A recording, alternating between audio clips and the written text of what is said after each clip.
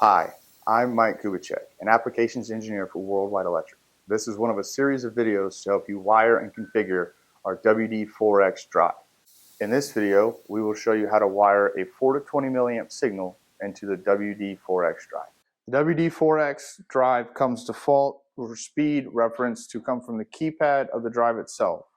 But you can change this to a 4 to 20 milliamp signal, and this is how you wire in your 4 to 20 milliamp transducer into the drive for speed reference. You will land your common on terminal CM.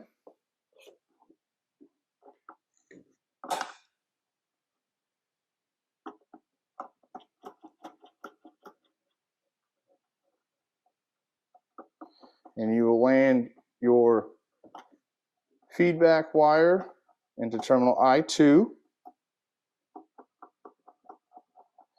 And you will also need to change dip switch from V to I. The dip switch is located right here on the drive.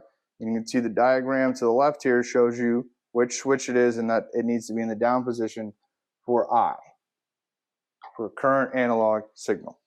Now we are wired for a 4 to 20 milliamp transducer into our WD4X.